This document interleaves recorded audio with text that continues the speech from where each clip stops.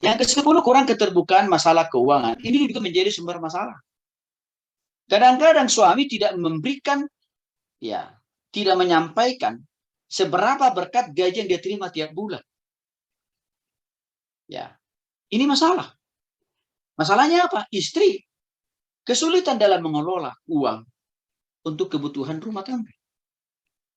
Ini bisa menjadi sumber konflik.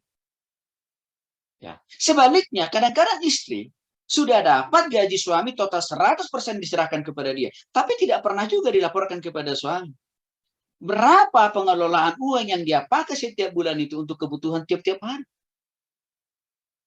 Bapak Ibu yang dikasih oleh Tuhan Yesus Kristus, ini penting. Kedua belah pihak harus saling terbuka. Saya kasih contoh. Waktu saya menikah dengan istri saya, kita sudah ambil komitmen dan keputusan masalah keuangan kita harus transparan. Makanya, kalau saya diberkati, kalau saya dapat berkat dari Tuhan, selalu saya katakan, Ma, ini tadi ada berkat. Oke, silahkan Mama kelola. Oke, ini selalu saya sampaikan. Bahkan kadang-kadang ada persembahan, waktu saya selesai pelayanan ada persembahan begitu ya. Lalu karena dorongan Roh Kudus, ya, saya harus mengembalikan persembahan itu kepada gereja itu, kepada jemaat itu. Pulang dari pelayanan, saya laporkan juga sama istri saya. Mah, tadi ada dikasih persembahan sih. Tapi saya rasanya didorong oleh Roh Kudus. Tuhan berkati kembali gereja ini, berkati kembali persekutuan ini. Dukung mereka secara finansial. Saya kembalikan mah persembahan mereka. Itu aja saya laporin loh Bapak. Transparansi, keterbukaan.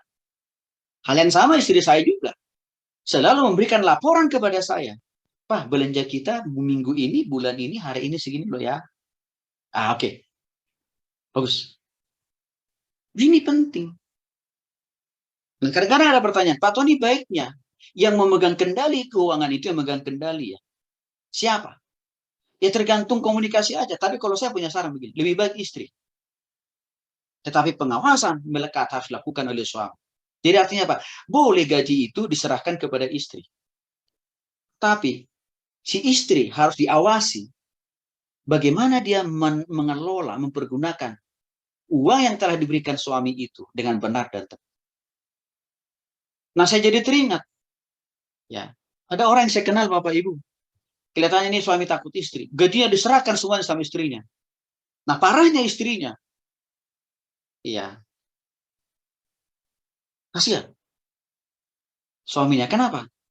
Bapak Ibu dikasih oleh Tuhan Yesus Kristus.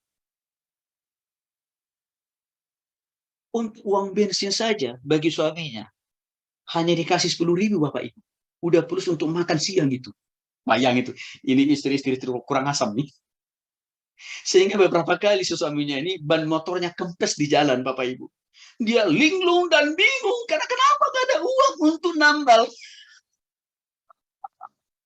Hei istri-istri. Gak boleh begitu ya. Suami bukan yang cari nafkah. Ya. Artinya apa? Kasihlah keleluasaan juga kepada suami supaya ada uang yang cukup di dompet dia. Karena kenapa? Ya saya katakan tadi tiba-tiba ban motornya kempes, ban mobilnya kempes, bensinnya habis, ketemu dengan teman di kantor diajak makan, masa si suami nggak boleh sesekali makan? Nah ini istri nggak boleh begitu. Karena itu yang menyebabkan saya kira rumah tangga itu bermasalah itu. Ya, padahal suaminya, loh Bapak Ibu, badannya tegap. Tapi saya katakan tadi, wah istrinya yang jadi jenderal. Nggak boleh begitu ya. Ini penting loh. Ya, istri-istri juga jangan boros. Ya, maka saya bilang tadi, si suami harus mengawasi. Ibrani pasal 13 saya sudah singgung tadi. Kalau istri dapat mengelola keuangan itu dengan baik, maka Tuhan akan memberkati kebutuhan rumah tangga itu. Ya, harus transparan, harus terbuka.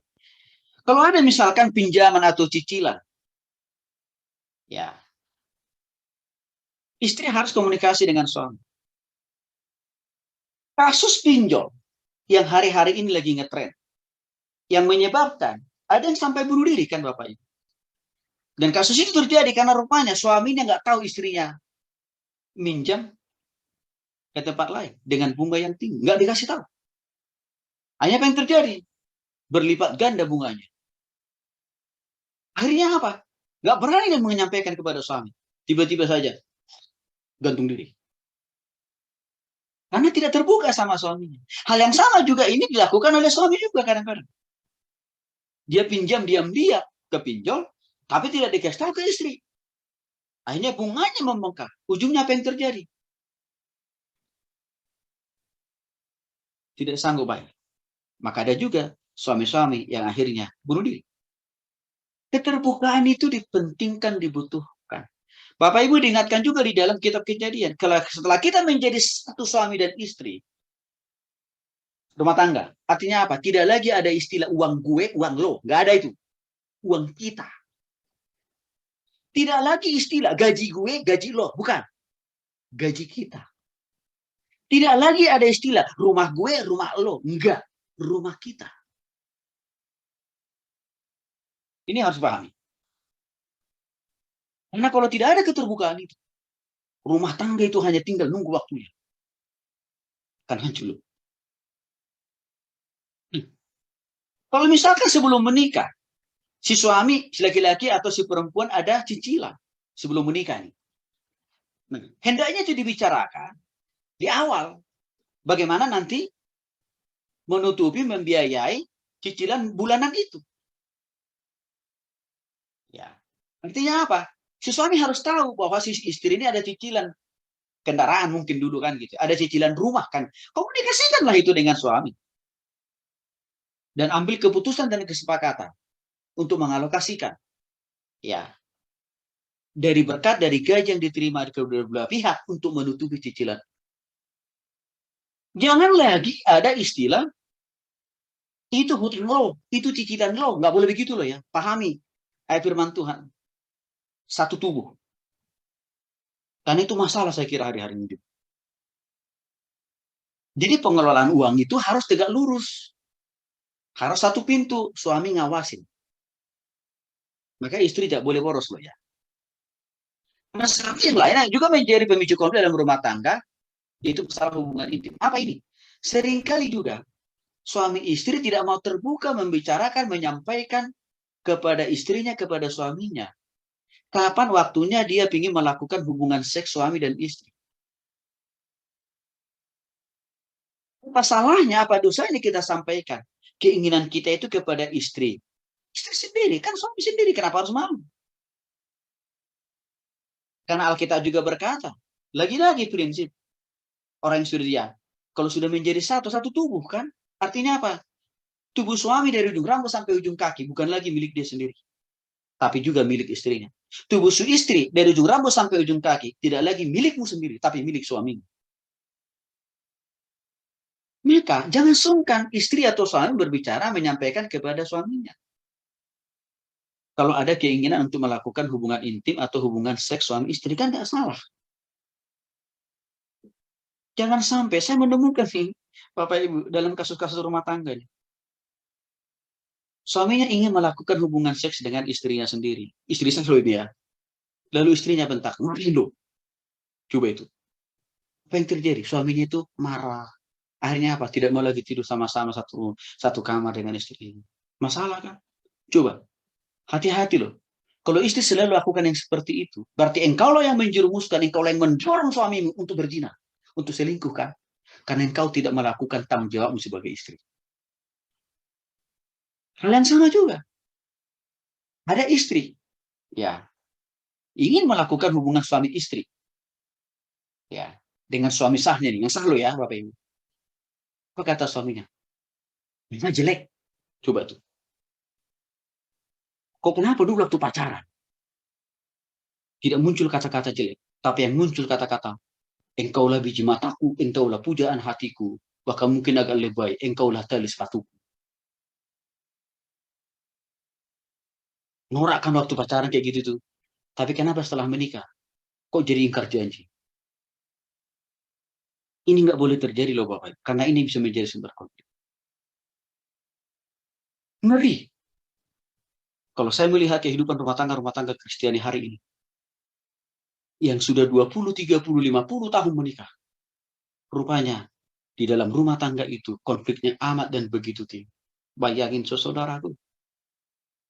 Mereka memang tidur di kamar yang sama, di rumah yang sama. Tapi apa?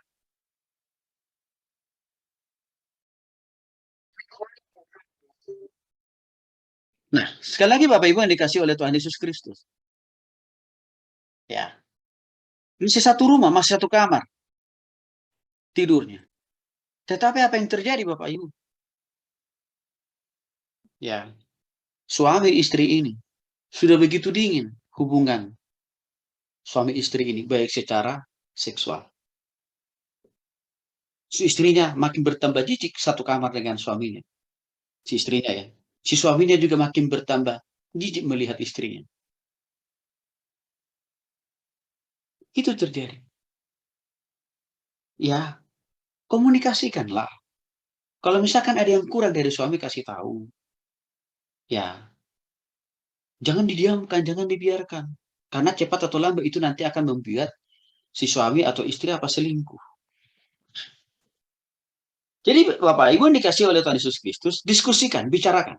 Karena Efesus pasal 4 ayat 2 mengatakan, hendaklah kamu selalu rendah hati, lemah lembut, dan sabar. Tunjukkan kasihmu dalam segala hal membantu. Jadi, bantu istri itu kalau ada kekurangannya. Hai suami-suami, jangan pojokin dia, jangan sudutkan dia, jangan persalahkan dia. Bantu dia. Kalau misalkan, ya wajar karena usia udah makin tua. Udah pastilah secara fisik istri kita, suami kita mengalami perubahan. Suami-suami bantulah istrinya dengan cara apa? Antar ke salon sesekali. Ya. Istri-istri bantu suami itu supaya agak lebih wangi. Caranya gimana? Sama juga. Temani dia ke salon juga kan gitu, nggak apa-apa kan? Daripada kita mendiamkan masalah itu, mendiamkan persoalan itu, akhirnya itu menjadi bom atom. Saya ada juga melihat contoh kasus ya, dan ini sangat memprihatinkan. Suami seringkali mukulin istrinya dulu, baru dia merasa puas melakukan hubungan intim, melakukan hubungan seks dengan istrinya. Ini dosa loh ya, tidak boleh sama mempertahankan itu. Sebaliknya, istrinya, supaya dia puas melakukan hubungan suami istri, dia memperlakukan suaminya dengan cara tidak manusiawi. Ini dosa loh, ibu-ibu. Nggak boleh dipertahankan ini. Karena di situ tidak ada kelemah lembutan. Di situ tidak ada kasih. Hubungan suami istri itu harus dibangun oleh kasih kepada Kristus. Maka tidak boleh memperlakukan pasangan kita dengan tidak manusia. Ya,